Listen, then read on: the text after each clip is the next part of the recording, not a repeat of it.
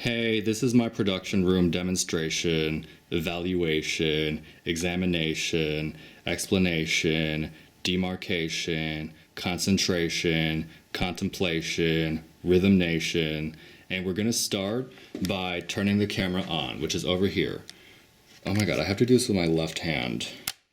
Oh my god, I actually got it. Okay, so we're gonna pull out the screen and we can see that the camera is on.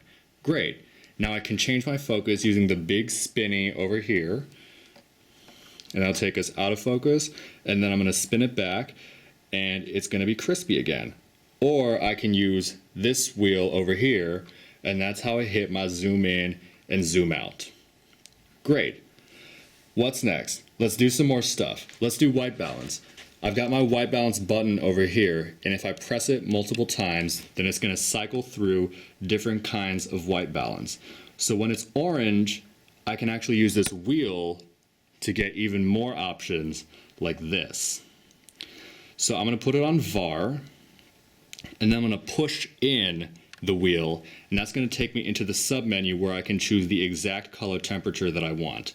And then I'm spinning it to adjust, and then I'll press it one more time to confirm, and that's my white balance set. Or maybe I don't like this and I want to set a custom white balance instead. So then I'm going to go back to my white balance button, and I'm going to cycle it through until it's orange, and then I'm going to spin the wheel all the way over to ACH. Now, I don't know what ACH means or what it stands for. All I know is that it makes this custom white balance thing work, so I'm not just going to question the process like that. I'm just going to press this in to confirm, and now we're in ACH. And then to set my custom white balance, I need to point this camera at something really white. Unfortunately, the Board of Visitors is no longer here, so I'm going to have to point my camera at this white backdrop. What is that stain? What is that? Don't answer that. We're just gonna move our camera over to the white backdrop, and I'm gonna try my best not to get any of the stain in there, because that seems like a good investment of my time. And there it is. There's my white that I'm capturing with the camera. I'm gonna press and hold the white balance button, and that's going to set the white balance. Great. I probably should have done this in the same exact lighting conditions as I'm eventually going to film in, but I forgot to bring a white piece of printer paper with me, so instead, we're just going to deal with my laziness. What's next? Let's make a recording. That seems pretty important. I can press the big red button on top, and that'll start a recording, and then when I'm done, I press it again, and we're no longer recording. Cool! This is the microphone. The microphone is plugged in all the way down into audio input 1.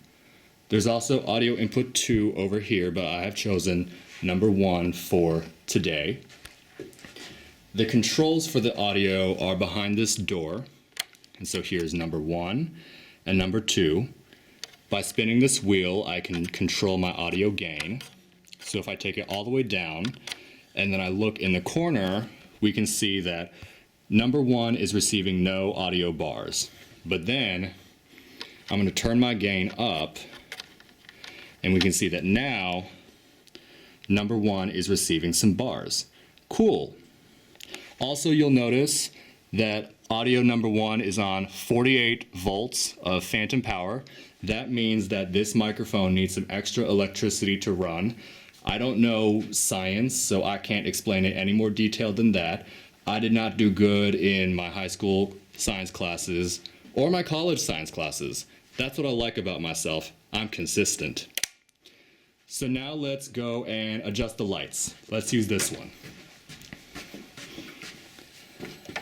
There's 2 knobs. The top one does the color temperature, and then the bottom one does the brightness or the dimness. And that's how you do the lights.